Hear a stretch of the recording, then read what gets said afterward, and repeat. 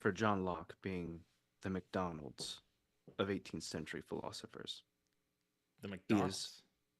yes, I've been categorizing philosophers with fast food chains. I've been researching fast food quite a bit since our last installment, since my Hmm. experience at Mr. McDonald's left me so incredibly shook. Another piece of slang that I arrived at. I'm receiving quite the education. John Locke is the McDonald's of philosophers because he is perhaps the most well known. He speaks upon a variety of topics, just as Mr. McDonald's deals in a variety of food, none of which is very good for you, not dissimilar to John Locke. McDonald's arrived at America at a truly historic time, breeding the franchise phenomenon that exists in modern day economy. John Locke wrote during the Glorious Revolution. So we see encapsulated in the two revolutions, one morally superior to the other. I shall allow the listeners to guess. My opinion, Jean-Jacques Rousseau is the Jack in the Box of philosophers. Jack in the Box does not exist in all 50 states, forbidden in some because of some health concerns.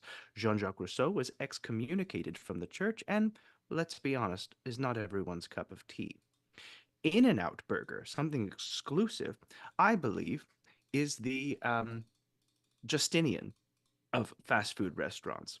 Uh, I think equally, it could be argued that St. Thomas Aquinas is the Chick fil A of philosophers because, like Chick fil Hmm. A, he too is closed on Sunday. That's pretty good. I think that's astute. You Yes. know, Uh, Look forward to the treatise in the New York Times. well, we can talk about the New York Times on another day. Modern journalism would Oh, be an interesting thing to react to. But today, we are reacting. I would love to get your opinion. Well, actually, what am I doing here? Hi, welcome. Hello.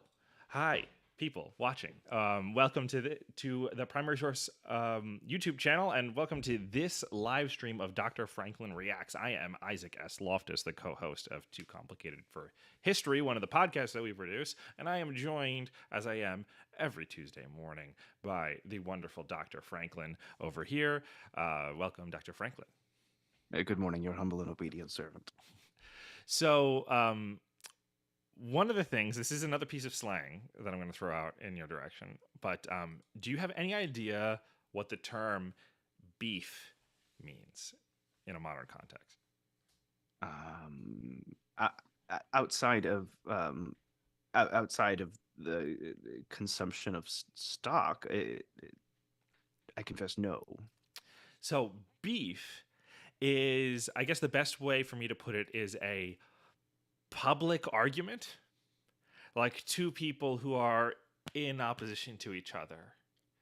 A dispute. Yeah, in a public, yeah, a dispute. Oftentimes, it's like a public thing, right? They're doing it. They're having this dispute in the context of like the town, the public square.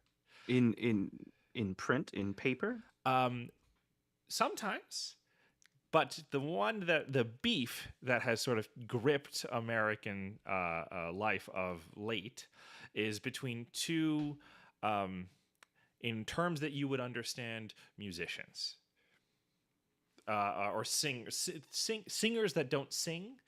They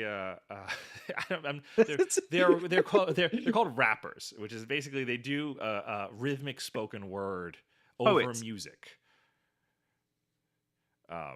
If that is there any sort of equivalent from your time that would might be like something along those lines? Uh, well, you just defined it as a musician that doesn't sing, so I suppose yes. For instance, I am a fish that doesn't breathe underwater.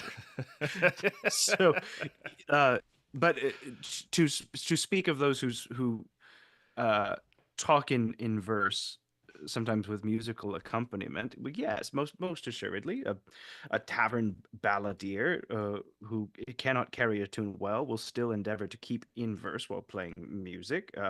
I myself was a poet, not a very good one, as I understand, if I'm not mistaken, the young students at the College of New Jersey at Princeton would on occasion have great diversion by settling their beef.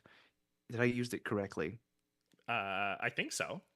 In the chapel by writing extemporaneous poetry on the spot, slinging it one at the other, often insulting the character of a person. That's exactly it. So Oh, that's very well. yeah, we're right on the same page. But if there was an organ playing underneath what the all of that stuff that was going on in the chapel, then I think we're sort of on the right track here. So for the audience listening, what I'm going to show Dr. Franklin a little bit of background to the Kendrick Lamar Drake beef. So these are the two players in this Uh, dispute. they what are the two gentlemen's Yeah, names? Kendrick Lamar, and the other man's name is Drake. Yes.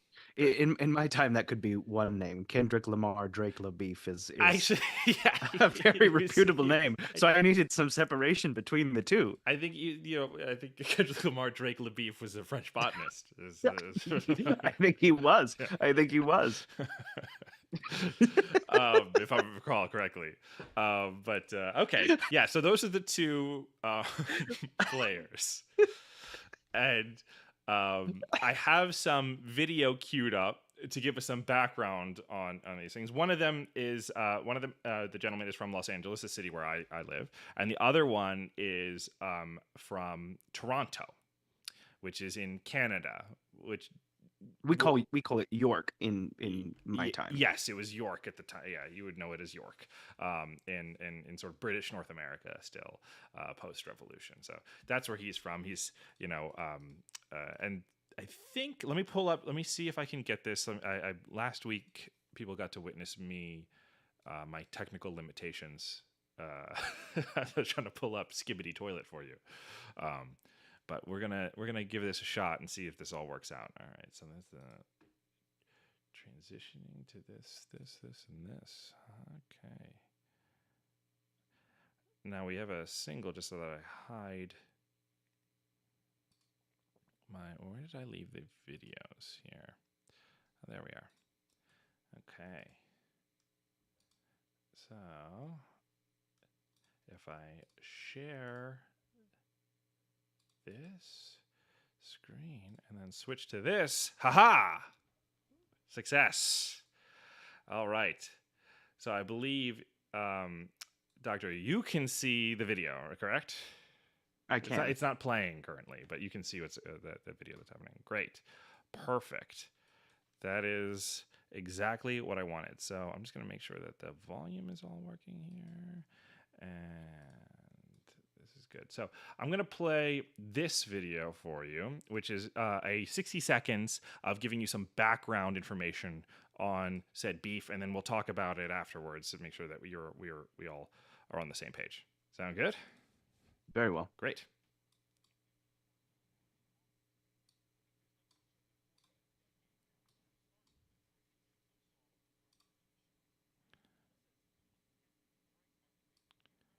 Oh, hold on. I do think that the audience cannot hear anything.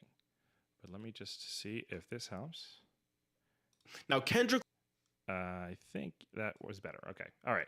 Now I'm just going to restart it because the audience couldn't hear the video. So I'm starting from the beginning. It's only 60 seconds. So we'll just watch this and then we'll discuss afterwards.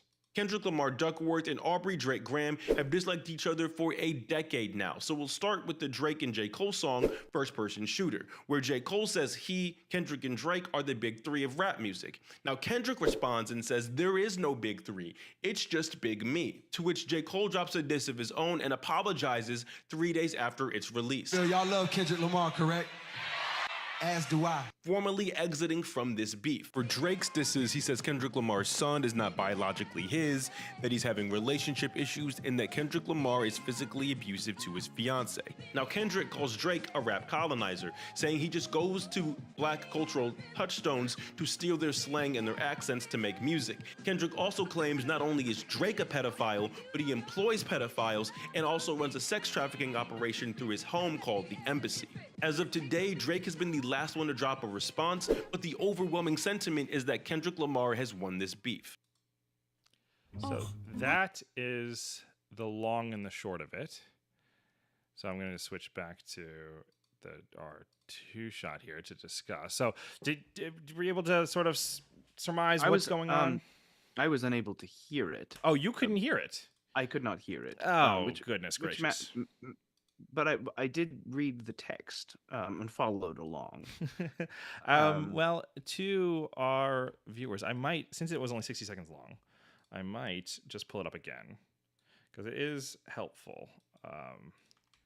Feel free to interrupt me, by the way, if in the future we end up in a similar situation where you cannot hear something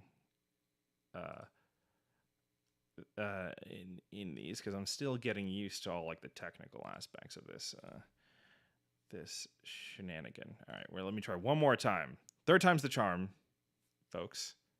All right, switching to this. Then I'm gonna switch to this. I'm gonna do this, and then I'm gonna switch to this. Okay. All right, we're back. All right, we'll watch it one more time, and then we'll discuss. Kendrick Lamar, Duckworth, and Aubrey Drake Graham have disliked I'm each still other. unable to hear it. You're still unable to hear it. Still unable to hear it. Interesting. Oh, I know not if our listeners are able to hear it. let me see here. Okay, let's try it. Let's see. Kendrick Lamar, Duckworth, and There we are. Better? Okay, perfect. Yes. Kendrick Lamar, Duckworth, and Aubrey Drake Graham have disliked each other for a decade now. So we'll start with the Drake and J. Cole song, First Person Shooter, where J. Cole says he, Kendrick, and Drake are the big three of rap music. Now Kendrick responds and says there is no big three, it's just Big Me, to which J. Cole drops a diss of his own and apologizes 3 days after its release. Yo, y'all love Kendrick Lamar, correct? As do I. Formally exiting from this beef. For Drake's disses, he says Kendrick Lamar's son is not biologically his, that he's having relationship issues, and that Kendrick Lamar is physically abusive to his fiance. Now Kendrick calls Drake a rap colonizer, saying he just goes to black cultural touchstones to steal their slang and their accents to make music. Kendrick also claims not only is Drake a pedophile, but he employs pedophiles and also runs a sex trafficking operation through his home called the Embassy. As of today, Drake has been the last one to drop a response, but the overwhelming sentiment is that Kendrick Lamar has won this beef. So that is the long and the short of it. Let me switch back to our regular shot here. There we go. Okay. So you were able to hear at that time. I was. What is your initial impressions? And we can discuss. And we can. I have several. I have several. I'm a man, as many know, who was. Yes. Well, I could leave it there. Yes. I suppose I could leave it there. Who in his lifetime was assailed and assaulted for the legitimacy of his child. I was gonna, gonna get into not that, only yeah. the legitimacy of his child, but the legitimacy of his child's child, my grandson Temple, and it was often a spot of great consternation and certainly fueled passions in more than one debate. And simultaneously, oftentimes my appeal was an appeal to the pen in such times. So I'm fascinated by this because it has a resonance to it, not dissimilar from disputes of our time through word and language. Specifically, this is after my lifetime, the election of 1800 between Thomas Jefferson and John Adams, where specific things about the individual are inflated to add ultimate insult and aggrandization of fault. Right. But something that also comes to mind, particularly in the early parts, the gentleman in the video mentioned a formal exit of the beef, which is what I did the other day at McDonald's. Right. Yes.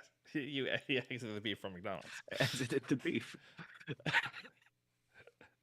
But the formal exit speaks to me of the formal rules of dueling in my time. Are you familiar with the 1777 Code Duello? No. Code Duello are the formal rules of dueling, how gentlemen settle dispute amongst one and the other, particularly when insult is offered or physical injury. Now, what's so fascinating about this is it discusses the rules of engagement when it comes to offering insult and offering injury. So, for instance, in personal slight or personal injury, the person who offers the insult would need to be the one to apologize if called to the table. So, for instance, Okay. in this instance, the Mr. Cole in this equation Yes. put forward a sentiment of being the big three.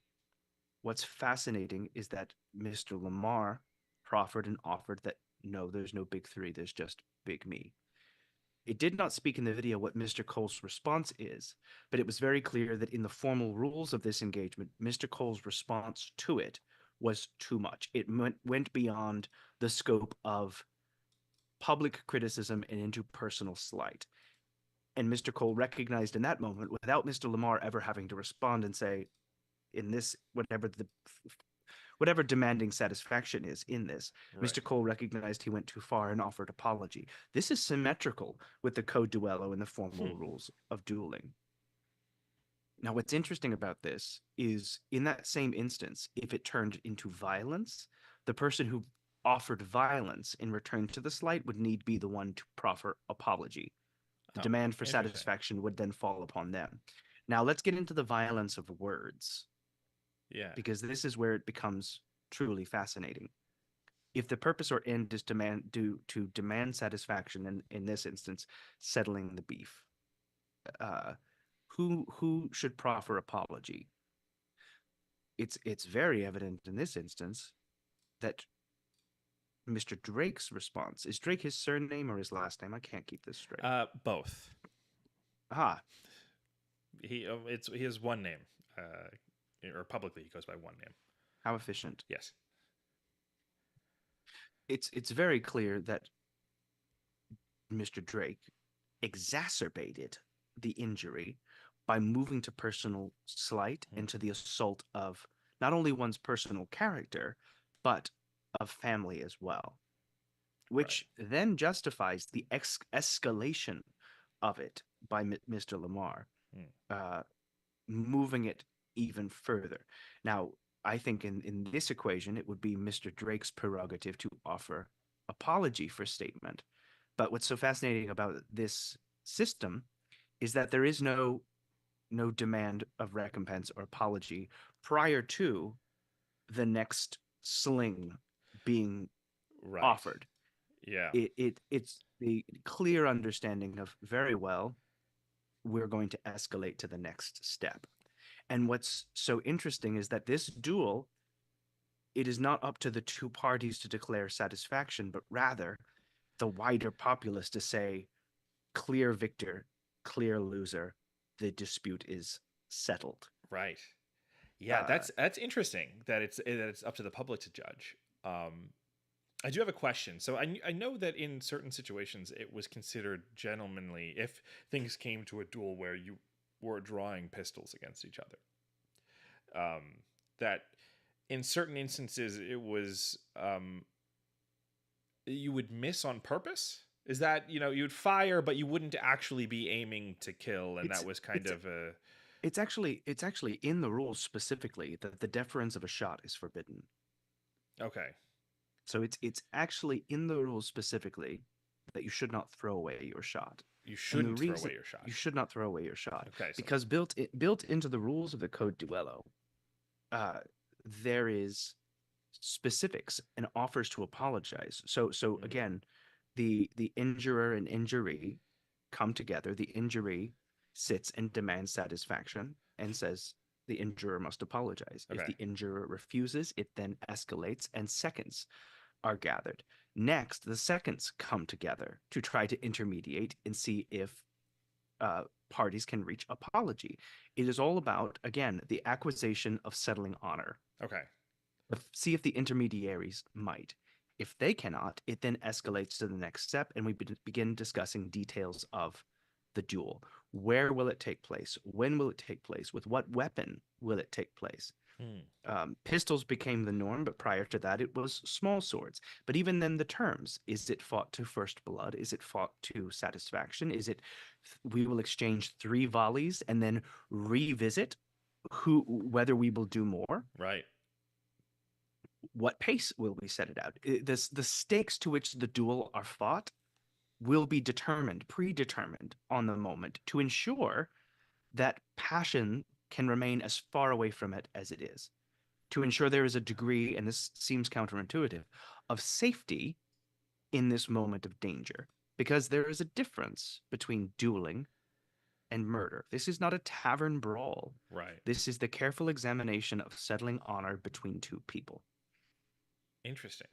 So, the notion that you are going to be passionate enough to stand for this statement, if you're the one who offered it, you're going to be resolved enough to not apologize for it, then in that moment, if you throw away your shot, what does that say about the sentiment that you hold?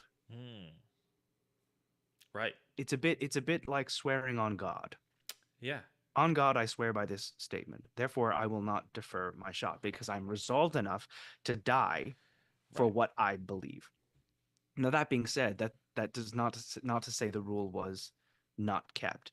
There were many instances where shots were deferred, and there were many instances where shots were not deferred, and immediate regret was put forward. There was the Yeah. duel in the early 19th century between two naval officers, and immediately when both of them were struck, they broke down to apologize and said, "I don't know why I thought this was a good idea."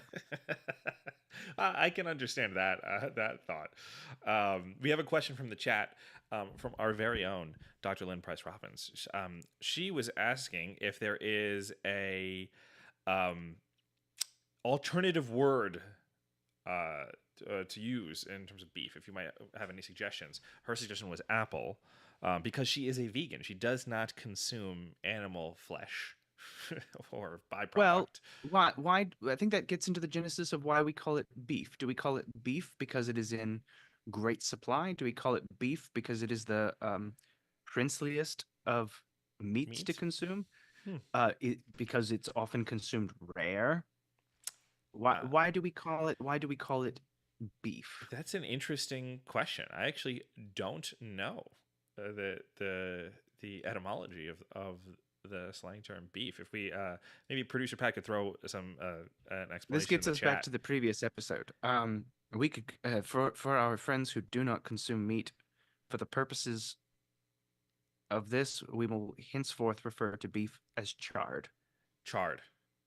for now. Charred. I like charred. I like the use of the word Because charred mostly because I've never consumed charred no one and been like, eats charred, oh, this is but it's this is great. no one eats charred, but it's always there. Yes. Yeah. No, I 100% agree with that. No one It's no left one on the plate. no one eats charred, but they'll watch someone else eat charred. I one time. This is And it's also some slang when someone offers insult to say you get burned. So charred has a bit of a double charred. Yeah, meaning. how it has a double meaning there. Yeah, that's a great one. A personal. Lynn said charred is delicious. No, it's not. Sorry. Personal story. It's a tragic thing to see her forget what the taste of meat brings. I jest for our friends who abstain from the practice. I actually don't eat meat either. That's generally. There was a generally there speaking. there was a time that I did not.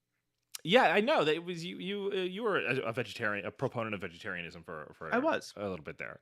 I imagine that was very difficult in your time, given we have so many varieties of meat alternative foodstuffs, and not just fake meat, but just access to many things that provide the same kind of sustenance that meat do. But I imagine in your time the density of nutrition in meat was probably unparalleled. all beef was grass fed in my time. See, that's the fancy stuff these days.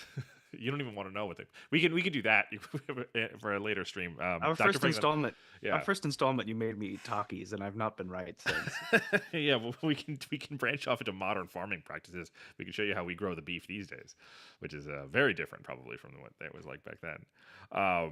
But yeah, the small aside about a personal story about chard was that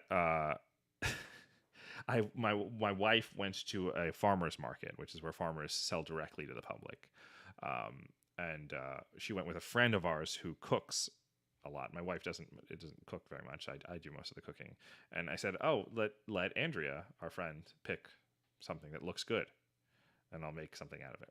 And she came back with a giant bundle of chard, and I was like, "You couldn't have picked a worse vegetable." Out of all of the things that were available, 'cause I don't know what to do with chard. It was rainbow chard. It was very colorful. But anyway, not to start a chard beef with Lynn. I'm sure I'm going to hear about it later. But A chard with Lynn. yeah, chard. So were there any other that's interesting to have the immediate regret afterwards, because it seems like J. Cole, who successfully exited the beef and then suffered no more insults. So like it seems like the rules of this engagement were followed. Like there is some level of structure to what is taking place between Kendrick Lamar and Drake, in that like if you do publicly apologize and walk it back, then great. I'm not going to continue to insult you. It's true, and for some reason, even in my time, the public apology that is offered is not an acknowledgement of cowardice or sitting and saying I'm reticent, but rather to show care, respect, and deference to honor as a whole. And so Mr. Cole's exit maintained his honor and prevention of sentiments of cowardice by the acknowledgement of it. It's rising above personal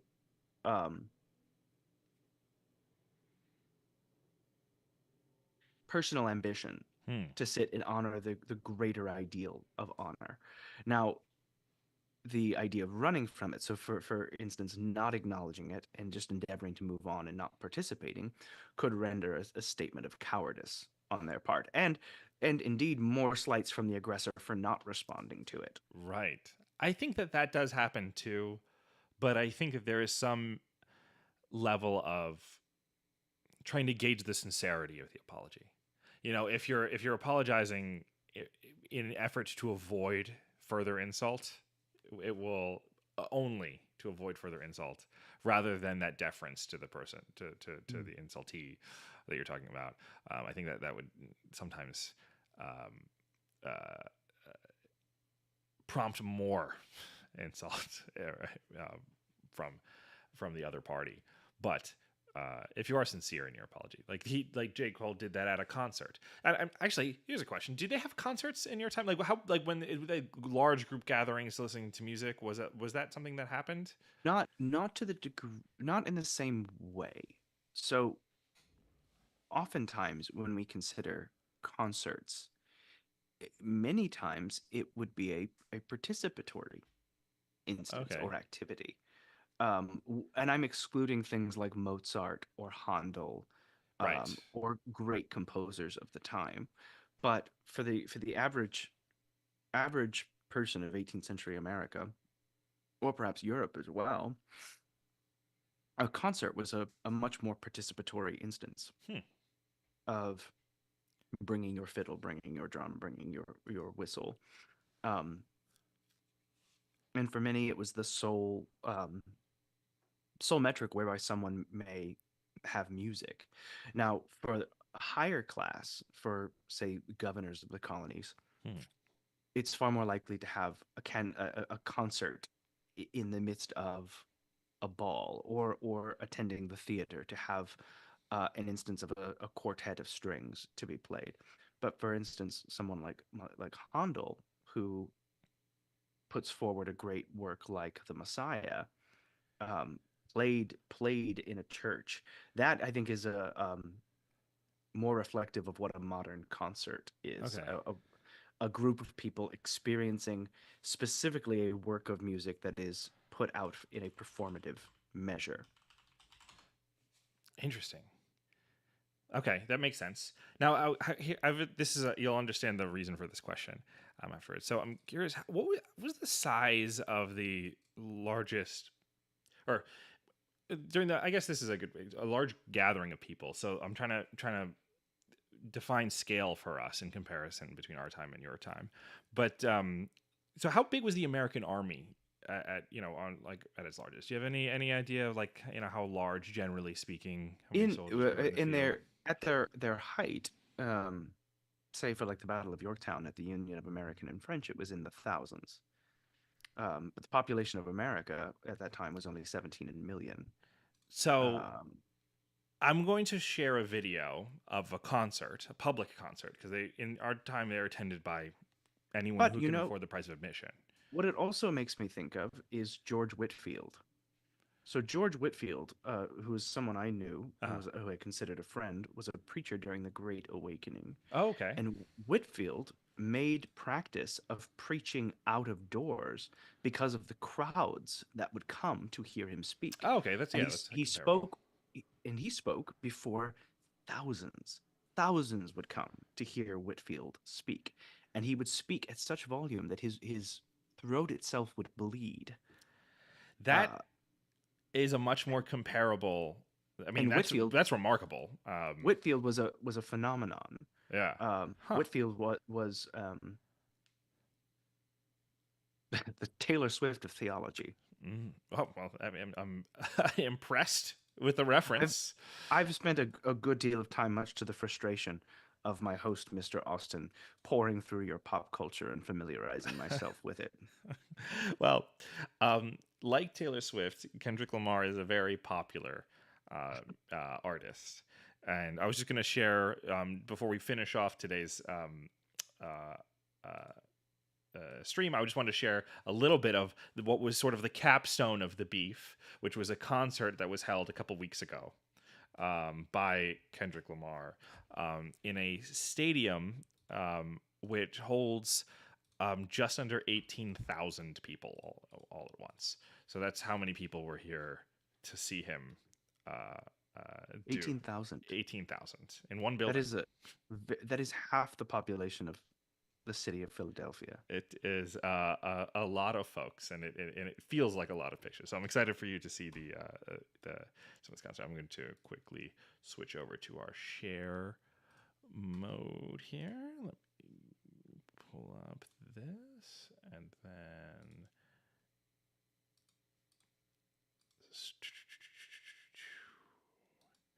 okay, and then I do that. Oh, look at this! I'm getting better. And so this is him at what is called the LA Forum, which is a stadium that seats about 17,500 folks.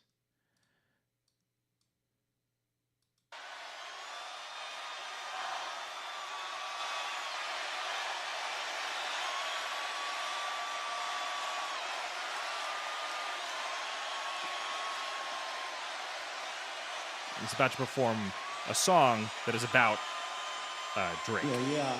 Oh, so y'all ain't gonna let nobody disrespect the West Coast, huh? Oh, y'all ain't gonna let nobody mock and imitate our legends, huh? Let's try it again.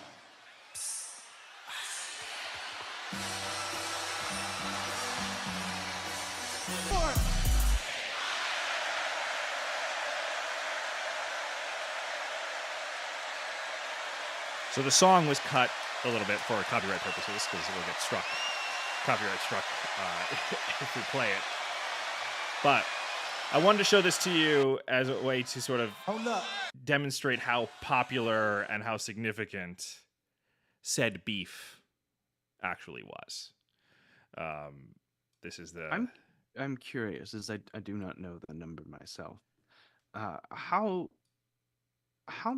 many did the Colosseum of ancient Rome hold, or Hippodrome? Let's see. I think it was actually quite a bit bigger than this. Was it? I believe so. Yes. It's between 50,000 and 87,000 people, depending on its setup. So quite a bit larger than this. Although the Forum, this particular stadium, nowadays is considered relatively small. We have stadiums that are many that are upwards of 100,000 people can attend all at once. But it does remind me of what you were talking about. Sort of, a lot of his time is spent talking to the audience, so it is a little bit of a form of public preaching. It is interesting to see a concert where no instruments are upon the stage. Yeah, all of the music is done electronically through amplification speakers. That's how he's able to do this with an amplification device, so his voice doesn't bleed, or his throat doesn't bleed. His throat doesn't bleed while doing this. But this was sort of the public's acknowledgement that Mr. Lamar here won said beef. I'm gonna switch back to our previous view. There we go. So any closing thoughts for our listeners and audience members about these kinds of public disputes? And I think it is a remarkable age in which you live. I think so too. The majority of human history was not dissimilar from the life that I occupied. For thousands of years, we could count upon the horse, the limitations of the human voice, the reach that might be held by paper and ink. And so it is fascinating to consider that in the short 200 some years since my death, that we have seen these depths and degrees of human advancement. And it's interesting simultaneously to see the ways in which we have stayed the same. Right. And how Perhaps the practices have just evolved to meet those advancements versus but they're still sort of at the core the same as they were before. Interesting. So I wanted to pose a question for you for next week. I wanted to give you the option. This is a little tease for those watching right now. We have two things that we could react to next week. I thought we might react to either advertising or modern medicine. And I wanted to pose the choice to you. I think thematic with the topic of beef, we should allow the public to decide. Not just the public, but perhaps Primary Source Media's Patreon. We should proffer the option to them and allow them to determine what is the clear victor between the two. I think that's a great idea. And we should ask your Patreon as well, and we can total the tally the votes between the two and then decide that way. That might be a good way to do it. Perfect. It's very democratic. Looking forward to seeing the results of that. We'll decide and probably post an update on Friday of what the new React next week is going to be. But very much looking forward to either of them, whichever one it ends up being. But for everyone watching, thanks for sticking around and listening to us discuss this rap beef. As always, this conversation is brought to you by Primary Source Media supporters over on Patreon. Please go check it out. It's patreon.com/primary source media. We got some pretty cool stuff that are going to be Patreon exclusives coming out soon. In particular, what is going to be a partially public, partially private live stream event, weekly thing on Thursday nights with me and another one of my co-producers, Patrick Long, which is called Primary Source After Dark, where we're going to be mixing history and gaming together like never before. Maybe even Dr. Franklin will join us, or maybe even Dr. Franklin's host, Mr. Austin. I should be so lucky. Yeah, we got some fun stuff planned with bringing. If you like video games and history, and not just necessarily historical video games, it's not just those. I mean, as much as I love Age of Empires, we'll be doing some fun stuff on Thursday nights from 8 to 10 West Coast time. And so please check out our Patreon to see updated on all of that. And as always, check out the Doctor's podcast. Let's Be Frank, because he is currently releasing revolutionized versions of his season 1 on this very YouTube channel. So you can go check out the video versions of season 1 that weren't available when season 1 originally aired. How is that going, Doctor? It's been a delight to revisit those early stories in this new format. It's been a wonderful reflection on beginnings and where we are moving now. Great. They're really, really wonderful. And the latest one was on poultry, correct? It was on chickens? Electricity with a poultry element to it. Transitioning from beef to poultry, yes. Specifically one unfortunate instance with the turkey. Okay, I will leave it at that and go check it out. So that because I'm curious now. So, And please, you can go listen to the doctor's podcast wherever you get your podcast, or see the video versions on this very YouTube channel. So please like and subscribe. And if you'd like to support the doctor directly, he also has a Patreon. If you'd like to join his Junto and participate in the intellectual conversations that he is having over there, please go check that out over on Patreon. And so, thank you, Doctor, for joining me. Thank you, my friends. All right, thanks, guys. See y'all.